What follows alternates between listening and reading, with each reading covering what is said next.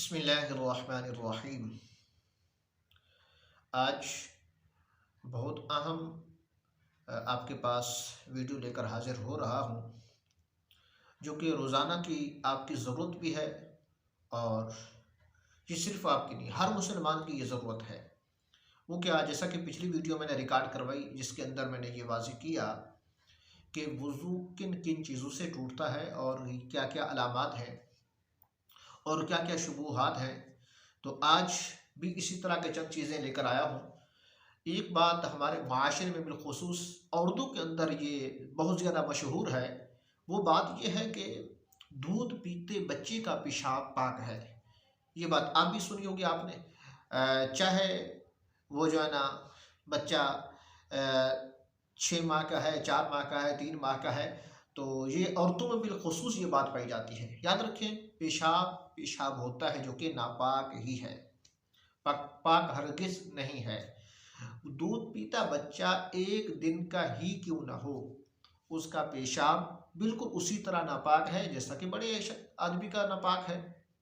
अच्छा, इसके पाक होने की कोई भी सूरत नहीं है। एक बात इसी तरह दूध पीते बच्चे ने काहे कर दी है, उल्टी कर दी है। अब इसकी दो सूरतें हो सकती हैं। एक सूरत यह है कि जब उस बच्चे ने दूध लिया, उसका दूध हलक से नीचे तो उतरा मगर मैदे तक ना पहुंचा, जैसे उतरा फौरन पलट कर वापस आ गया। इस सूरत में तो वो उल्टी, वो काय नापाक नहीं है। अगर कपड़े वगैरह पे लग जाती है तो मैदे तक जो ना पहुंची हो उसकी बात कर रहा हूं।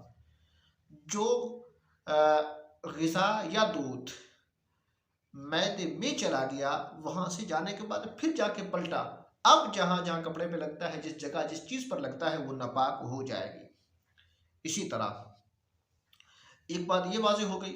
और अगली बात कि वुज़ू करने के बाद, नमाज के दौरान या वुज़ू की हालत में ऐसा होता है कि मुंह से खून निकलता है।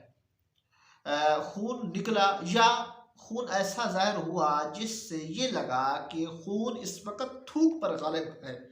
मतलब ये है कि जो थूक की सफ़ेदी थी वो कम पड़ चुकी है और खून की जो जर्दी है वो इस वक्त गालिब आ चुकी है थूक पर। इस सूरत में तो वुज़ू टूट जाएगा।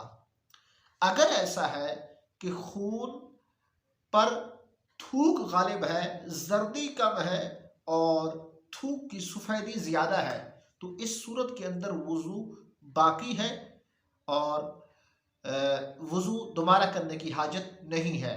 इसी तरह मुंह से इतना खून निकला कि थूक सुर्ख हो गया, तो अब जो है ना लोटे या गिलास से मुंह लगाकर कुल्ली के लिए पानी लिया, तो लोटा, गिलास और कुल्ली पानी, कुल्ली का जो पानी है वो नजिस हो गया है। लिहाजा ऐसे मौके पर चुल्लू में पानी लेकर एहतियात से कुल्ली की जाए और ये भी एहतियात फरमाई जाए कि छींटे उड़कर आपके कपड़ों पर भी ना पड़ जाएं, ये भी नापाक कर देंगे। अच्छा जी, ये एक बुनियादी चीज़ें थी। इसी तरह ये बात भी हमारे यहाँ मशहूर है कि भाई बाज़ों का ये बात की जाती है और कई इलाकों में कई लोगों से हमने भी सुना, आपने भी सुना होगा, हो सकता है आप भी इसी पर मुत्तफिक हों, कि जब गुस्ल मुकम्मल कर लिया है, गुस्ल मुकम्मल करने के बाद अब अगर ऐसा है कि दोबारा आप वज़ू करते हैं, क्योंकि बाद लोगों का, हो सकता है आपका भी ये ख्याल हो कि भी गुस्ल करने के बाद वज़ू का करना ज़रूरी है। ऐसा हरगिज़ नहीं है। जब आपने मुकम्मल सही मानों में गुस्ल कर लिया है, तो अब दोबारा वज़ू करने की कोई हाजत नहीं है। इसी तरह एक बात ये भी आप ज़हन नशीन कर लीजिए, कई लोगों ने सवालात किए इस तरह के कि भाई जब वज़ू कर लिया या वज़ू की हालत में आप पहले से थे, नमाज का वक्त शुरू हुआ, आपने अल्लाह अकबर किया, नमाज शुरू कर दी, नमाज की पहली रकात मुकम्मल की, दूसरी रकात के लिए जब खड़े हुए आप, तो आपके जहन में ये वसवसा शैतान ने दिलाया कि आपका तो वुज़ू नहीं था, आपको तो वुज़ू टूट चुका था।